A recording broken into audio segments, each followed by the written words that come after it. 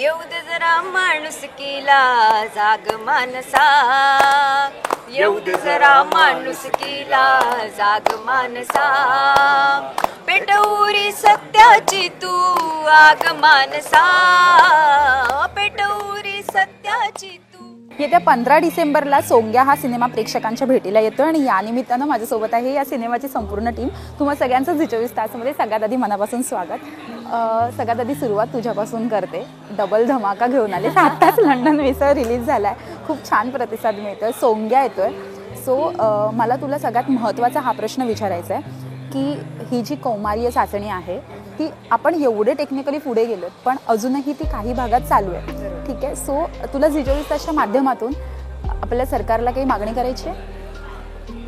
मला असं वाटतं की आणखीन असे बरेच विषय आहेत, फक्त कौमार्य चाचणीच नाही तर आणखीन असे बरेच विषय आहेत ज्याच्यावर लक्ष घातलं पाहिजे सरकारने. आणि स्त्री शिक्षण म्हणा किंवा त्यांची सेफ्टी म्हणा किंवा आणखीनही त्यांच्यावर होणारे अब्यूज म्हणा त्या विरोधात आणि त्यांचं पुनर्वसन करण्यासाठी यासाठी सरकारने आणखीन जास्तीत जास्त कार्यरत व्हायला हवं असं मला नेहमीच वाटतं. आणि कमिंग बॅक टू सोंग्यात कौमार्य चाचणी हा विषय सोशली विषय घेतला असला जिथे घडतो तो भाग तर माहितीच आहे, पण मला असं वाटतं शहरात आपण इतके अजून एज्युकेटेड असून सुद्धा इतके वेल काय म्हणतात राहत असून सुद्धा आपल्या मनात जी कौमार्य चाचणी सुरू असते, कुठल्याही मुलीला लग्न साठी उभं राहताना त्यांच्या सासरकडचे लोक जज करून बघतात किंवा तिच्याविषयी माहिती काढून बघतात, म्हणजे ती एका प्रकारची कौमार्य चाचणी झालीच. बरोबर, ती जशी अशी उघड नसली तरी मनातली आहे की नाही. आणि कौमार्य चाचणी भंग होणं हे फक्त शारीरिक संबंधांनी होत नाही तर त्याच्यासाठी विविध कारणं आहेत. स्विमिंग म्हणा, स्पोर्ट्स म्हणा किंवा एक्सरसाइज म्हणा, योगा म्हणा किंवा कुठलेही अशी बरीच कारणं, त्याचा अवेअरनेस अजूनही नाही आहे. त्यामुळे कौमार्य आणि कॅरेक्टर मुलीचं ह्या दोन भिन्न गोष्टी असून सुद्धा एकत्र केल्या जातात आणि मुलीला जज केलं जातं. तर मला असं वाटतं ते कुठेतरी थांबलं पाहिजे. आणि कौमार्य चाचणी जिथे अशी फिजिकली होते ते तर म्हणजे भीषणच आहे. आणि मला आधी हा विषय जेव्हा कळला तेव्हा खूप वाईट वाटलं की आपल्याला माहीतही नाही की असं काहीतरी अजूनही काही भागात घडतंय. तर त्याविषयी भाष्य करणाऱ्या सिनेमाचा मी एक भाग आहे, याचा मला अभिमान वाटतो की मी काहीतरी माझं कॉन्ट्रीब्युशन खारीचा वाटा का होईना अवेअरनेस आणण्यासाठी करते. सो बऱ्याचदा मला तुला अजून एक प्रश्न विचार, आपण बऱ्याचदा असं म्हणतो की मुली मुलाच्या खांद्याला खांदा लावून उभ्या असतात वगैरे. सो असं जरी म्हटलं गेलं तरी अजून तितपत ते शक्य नाही आहे. सो ॲज अ मुलींच्या बाजूने तुला काय बाजू मांडायची आज? मुलींच्या आयुष्यात स्ट्रगल हा कायम असणारच आहे, मग तो मेंटली असू दे, फिजिकली असू दे, इमोशनल असू दे. त्यांना इंडिपेंडंट होण्याची गरज आहे. स्वतःचं मत मांडण्याची पण मुभा नाही आहे काही स्त्रियांना अजूनही. तर मला असं वाटतं त्यासाठी एज्युकेशन महत्त्वाचं आहे, तर ते जास्तीत जास्त स्त्रियांपर्यंत मुलींपर्यंत पोहोचायला हवं. आणि इंडिपेंडंट होणं गरजेचं आहे, कारण एक तो जो फर्मनेस, एक स्ट्रॉंगनेस आणि एक विचार मांडण्याची जी ताकद मिळते ना ती आपल्या अपब्रिंगिंगमुळे मिळते, आपल्या आजूबाजूच्या लोकांमुळे मिळते. तर मला असं वाटतं की तसं पोषक आणि पूरक वातावरण प्रत्येक मुलीला मिळायला हवं. सो तुमच्याकडे येते, हा सिनेमा तुम्हाला करावासा असा का वाटला? ह्या विषयावर बोलतं व्हावंसं, म्हणजे खूप महत्त्वाचा विषय घेऊन तुम्ही आलात सर खरं तर. पण आणि प्रतिसाद काय येतो आणि म्हणजे का वाटलं बोलावंसं ह्या विषयावर? नाही, खरं तर मी जेव्हा कथा शोधत होतो त्यावेळेला याचे कथा लेखक जे आहेत आणि पटकथा लेखक दीपक यादव हे मला योगायोगाने भेटले आणि त्यांची ही कथा वाचली त्यांनी, तेव्हा मला अंगावरती काटा आला की हे अजूनही, म्हणजे माझंही तेच होतं की हे अजूनही चालू आहे. आणि मग मी रिसर्च करत गेलो की वेगवेगळ्या आपल्याच महाराष्ट्रातल्या, म्हणजे पुरोगामी महाराष्ट्र म्हणतो आपण, पण आपल्याच एक आसपास आजूबाजूला हे सगळं घडतंय. आणि हे पंचायत पंच हे सगळे अशी माणसं आहेत की यांना काही शिक्षण नाही, काही नाही, पण यांनी अधिकार आपल्या हातात घेतलेले आहेत आणि हे स्त्रियांवरती इतका अन्याय अत्याचार करतात, त्याच्या शिक्षा इतक्या भयानक आहेत. त्याच्यामुळे मग मला असं वाटलं की आपण हे आता बोलणं सुरू केलं पाहिजे. खूप झालं आपण शांत किंवा गपचूप आपापसात बोलतोय, हे पुढे आणलं पाहिजे आणि याच्यावरती आवाज उठवला पाहिजे. आणि मला वाटतं सिनेमा हेच एक उत्तम माध्यम आहे, सशक्त माध्यम आहे की यांनी आपण पुढे कथा नेऊ शकतो. आणि आता अंधश्रद्धा निर्मूलन समितीसारखे लोक आमच्याशी जॉईन झालेले आहेत. त्यांनी सांगितलेलं आम्हाला की संपूर्ण आपण महाराष्ट्रभर हे पसरवूया, त्याच्यामध्ये ताकद वाढत चाललेली आहे. पण बऱ्याचदा असं होतं ना की मुंबईत थिएटर आहेत, पुण्यात थिएटर आहेत, पण बऱ्याच गावात अजूनही थिएटर नाही आहेत. म्हणजे जसं कोकणासारख्या आपण भागात गेलो तर तिथे अजूनही थिएटर्स नाही आहेत. पण मग हा मुद्दा तुम्हाला तिथे पोचवायचा असेल तर तुम्ही तो कसा पोचवणार? आता कसं आहे, मॅक्सिमम लोकांपर्यंत हा प्रश्न मला तुला पण विचारायचा आहे. मॅक्सिमम लोकांपर्यंत पोहोचवण्यासाठी मला वाटतं तुमची माध्यमं जी आहेत ती जास्त आम्हाला जवळची वाटतात. आणि ज्यांना बघायचंच असेल ना तो थोडासा प्रवास करून जाईल मला वाटतं. त्यांना तो पिक्चर टीव्हीवर येईपर्यंत वाट बघावी लागते बऱ्याच ठिकाणी असं. सो हा एक मुद्दा येतो की असे विषय जेव्हा तुम्ही मांडता तेव्हा ते पूर्ण सगळीकडे पोचावे, यासाठी काय प्रयत्न कराल तुम्ही? मला असं वाटतं की आता सिनेमाचं बॅरियर आहे, त्यामुळे थिएटर्स काय प्रत्येक ठिकाणी असणं आणि ते आमच्या हातात नाही. त्यामुळे जिथे आहे तिथे तो प्रदर्शित करणं, आणि त्यातही थिएटर्स मिळत नाही, जिथे आहेत तिथेही कधी कधी मिळत नाही. तर हा स्ट्रगल आहेच. मराठी सिनेमांना तो आणखीन करावा लागतो. पण त्यातल्या त्यात जिथे सिनेमे लागते त्यांनी तिथे जाऊन लोकांनी पाहावे, ह्याच्यासाठी आम्ही आवाहन करू शकतो. किंवा तुमच्यासारखे जे लोक आमच्या पाठीशी उभे आहेत, जे जास्तीत जास्त लोकांपर्यंत पोहोचवायला मदत करतात, ते करू शकतो. आता एक माध्यम आहे की OTTवर काही काळानंतर फिल्म्स येतात, तर आय होप आम्हालाही चांगला OTT प्लॅटफॉर्म मिळेल. त्याने जास्तीत जास्त लोक मोबाईलवर का होईना बघू शकतील आणि त्यांच्यापर्यंत हा विषय. तू आत्ताच एक मुद्दा मांडलास की थिएटर मिळत नाहीत. बऱ्याचदा आता बरेच जण बोलायला लागलेत, बोलते झालेत. सो तुला काय मत मांडायचं की थिएटर्स मिळत नाहीत?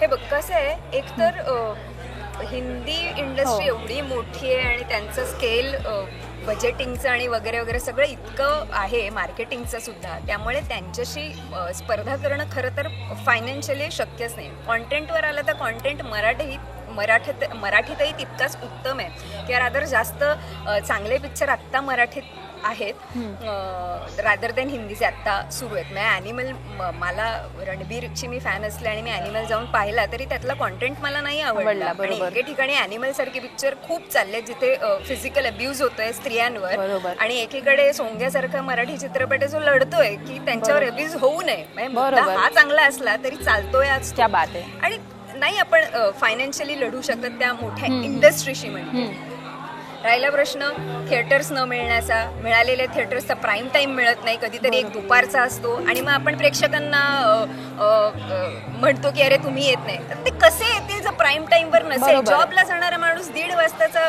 पिक्चर कसा येईल?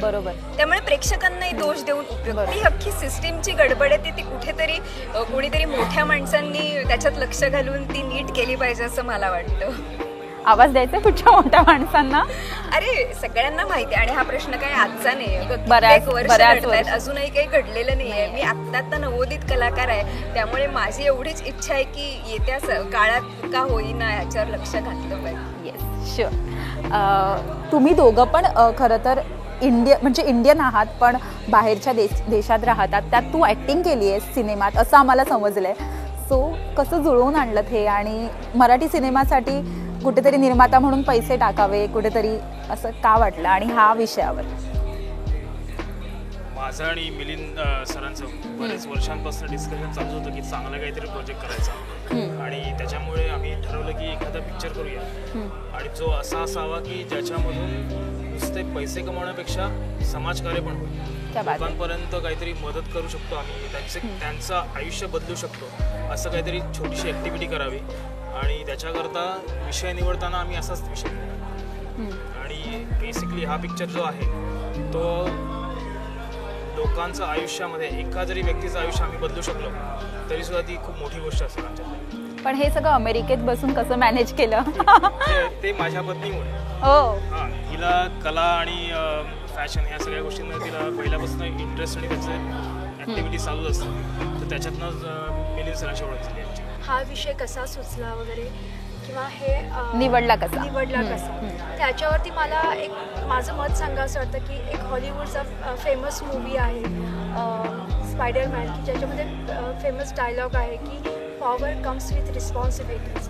तर चित्रपटसृष्टी ही खूप पॉवरफुल माध्यम आहे, त्याच्यामुळे ही रिस्पॉन्सिबिलिटी उचलणं हे गरजेचं आहे. म्हणजे नुसतं मनोरंजन ह्याच्या पाठी न धावता ह्या गोष्टीचाही त्यांनी विडा उचलला पाहिजे असं माझं मत आहे. तर तुम्ही अजून प्रश्न पुढे होता की तुम्ही अभिनय पण केलात, म्हणजे तुम्ही अमेरिकेत राहतात, सो म्हणजे मराठी तुमची तरी पण खूप छान आहे, म्हणजे एकदम कनेक्टिव्हिटी नसते ना बाहेर राहिल्यावर. मग तुम्ही हे कसं केलं म्हणजे मराठी चित्रपटात काम करताना कसं भाषा? हा खूप गैरसमज आहे की परदेशामध्ये जी मराठी लोक राहतात त्यांचं मराठी बिघडतं किंवा त्यांना बोलता येत नाही, हा खूप मोठा गैरसमज आहे. आम्ही मराठी लोक तिकडे मराठीच बोलतो घरामध्ये. माझी मुलं अस्खलित मराठी बोलतात आणि आमची मराठी शाळा वगैरे पण आहे. मी स्वतः तिथे मराठी शाळा आहे? हो, कोलंबस मराठी शाळा. तिथे जातात का तुमची मुलं मराठी शाळेत? हां, म्हणजे बृहन महाराष्ट्र मंडळाच्या मराठी एक्झाम्स वगैरे असतात आणि मी तिथे शिकवते सुद्धा मराठी. क्या बात आहे. आणि त्याच्यामुळे आणि मराठी खूप सुंदर भाषा आहे, ती नाही सहजासहजी तुटू शकत नाही. जेव्हा तुम्हाला काही इमोशनल किंवा असं खूप वैयक्तिक बोलायचं असेल तर तीच भाषा पहिल्यांदा डोक्यात येते. सो या चित्रपटातल्या भूमिकेविषयी तुम्ही सांगाल ना? जरूर. मी या चित्रपटामध्ये आमदाराची बायको ही भूमिका निभावली आहे, जी खरं तर सावत्र आई असते. आपल्या चित्रपटाचा हिरो यशराज याची. आणि तसं खूप अल्पवयामध्ये तिचं लग्न झालेलं असतं आणि लग्नाच्या आधी ती पेशाने शिक्षिका असते.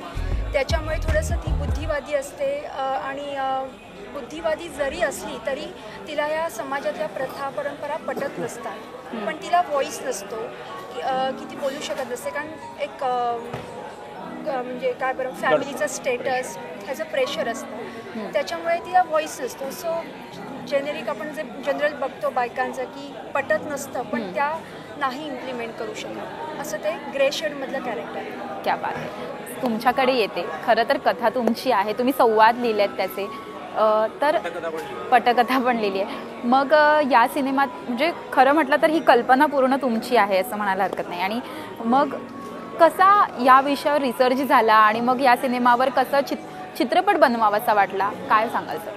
खरं तर त्या विषयावर ना खूप रिसर्च केला आपण. हो.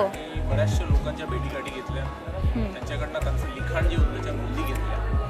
आणि हा विषय जेव्हा मला कळला, म्हणजे कोल्हापूरमध्ये मी फिल्मचं शूट करत होतो त्यावेळी हा विषय जेव्हा तिकडच्या पेपरमध्ये वाचला मी, त्यावेळी खूप अस्वस्थ झालो की आजही हे सगळं होत आहे. बघा ना, एक छोटासा विचार करूया आपण की चंद्रयानसारखी मोहीम आपण राबवतोय आणि दुसरीकडे आपल्या समाजामध्ये आजही अशा प्रथा आहेत की ज्या अशा पद्धतीने स्त्रियांची मिळवणूक करतात. म्हणजे हा विरोधाभास आहे. आणि आपण मग कुठल्या प्रगतीची वार्ता करतो की समाज पुढे गेला आणि आपण प्रगती केली. इंटरेस्टिंग. आणि 2018च्या आसपास हे सगळं तयार झालं होतं. दिग्दर्शक होते वैभव चिंचाळकर, त्यांची एक सिरियल मी करत होतो वैजू नंबर 1, आणि त्यांना मी हा विषय ऐकवला होता. ते म्हणाले दीपक माझ्याकडे काही निर्माता नाही आहे. आणि मग मिलिंद सर त्यांच्या कॉन्टॅक्टमध्ये आले आणि मग त्यांनी मला फोन केला. अशा पद्धतीने मिलिंद सरांशी कॉन्टॅक्ट झालं आणि मी खरंच निशांत सर आणि यांची कौतुक करतो या गोष्टीसाठी की असा विषय घेऊन सिनेमा बनवणं ही सोपी गोष्ट नाही आहे. म्हणजे तुम्हाला स्वतःला कल्पना आहे की सिनेमा बनवणं आज किती खर्चिक काम. बरोबर. आणि असा विषय घेऊन सिनेमा बनवणं हे खरंच म्हणजे ह्यांना हॅट्स ऑफ आहे की जो विषय माझ्याकडे आज 3-4 वर्ष पडून होता तो यांनी आज मार्गी लावला आणि 15 डिसेंबरला हा सिनेमा प्रेक्षकांच्या भेटीला येतो. याच्यापेक्षा आनंदाची गोष्ट कुठलीच नाही. सो पुढे मला ऋतुजाकडे पुन्हा यायचं आहे. ऋतुजा, तू या चित्रपटात भारूड करताना दिसतेस आम्हाला, तर कशी तयारी केलीस ही सगळी आणि म्हणजे काय सांगशील यासाठी तुला काही वेगळे एफर्ट्स घ्यावे लागले का? ॲक्टर म्हणून फॅसिनेट करणारी हीच गोष्ट होती की स्त्री व्यक्तिरेखा जी यातली आहे प्रमुख भूमिका शुभ्राची, ती भारूड या लोकसंगीतातनं फॉर्ममधनं ती समाज प्रबोधन करते. तर हा फोक फॉर्म मी अनेकदा पाहिलाय, ऐकलाय, पण परफॉर्म करण्याची संधी मला पहिल्यांदाच मिळत होती. त्यामुळे खूप छान वाटलं. ह्याची निरूपणं आहेत ती मी सादर केली आहेत आणि भारूड जे गायलं आहे त्याच्यावर मी लिपसिंग केलेलं आहे. तर ते इतकं सुंदर गायलं आहे, त्यामुळे त्याच्यावर परफॉर्म करताना मजा येत होती. त्यात ती वेशभूषा इतकी उत्तम होती आणि मी टाळ वाजवायला शिकले होते, कारण मला टाळ वाजवता येत नव्हतं. तर स्पेसिफिक ते कसं टाळ पकडतात, कसं वाजवतात, सो ते शिकण्यात मजा आली. आणि भारूड हा फोक फॉर्म सादर करताना त्याची एक वेगळी एनर्जी असते, ती बोलण्याची एक ढब असते किंवा ती सादर करण्याची पद्धत वेगळी असते. तर मला असं वाटतं ती पद्धत मी बघून ऐकून शिकले आणि करण्याचा प्रयत्न केला आहे. आय होप तो सगळ्यांना आवडेल. शुअर, नक्कीच आवडेल. पण मला तुला जाता जाता हेच विचारायचं की तुला एक आव्हान देते मी आपल्या झी 24 तासमध्ये भरपूर महिला आहेत, सो तुला त्यांना तुझ्या चित्रपटाबद्दल आवाहन करायचं आहे तुझ्या स्टाईलमध्ये या सिनेमातल्या. तर आता मी सगळ्यांना खरं खरं करायचं आहे का मी जसं तुला वाटतं.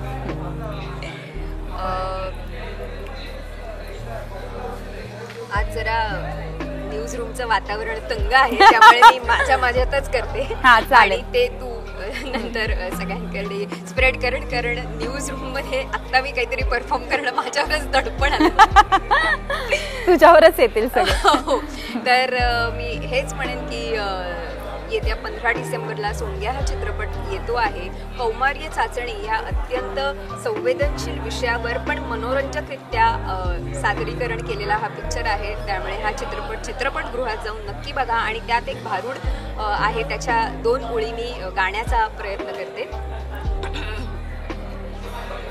सर तुम्ही मदत कराल का मला, म्हणजे जरा एक रिपीट करतो. येऊ दे जरा माणुसकीला जाग मानसा, येऊ दे जरा माणुसकीला जाग मानसा, पेटवरी सत्याची तू आग मानसा, पेटवरी सत्याची तू आग मानसा, येऊ दे जरा माणुसकीला जाग मानसा, येऊ दे जरा माणुसकीला जाग मानसा. थँक्यू सो मच, तुम्ही आम्हाला वेळ दिला आणि तुमच्या सिनेमासाठी तुम्हाला खूप खूप शुभेच्छा. सिनेमा खरंच खूप हिट होऊ दे आणि संपूर्ण महाराष्ट्रात तुमची ही स्टोरी पोहोचू दे. तुम्हाला ह्या शुभेच्छा. आणि हा सिनेमा हिट झाला की आपण ह्याची सक्सेस स्टोरी करू या सिनेमाची. सो थँक्यू सो मच आम्हाला तुम्ही वेळ दिला त्याबद्दल. Thank you so much.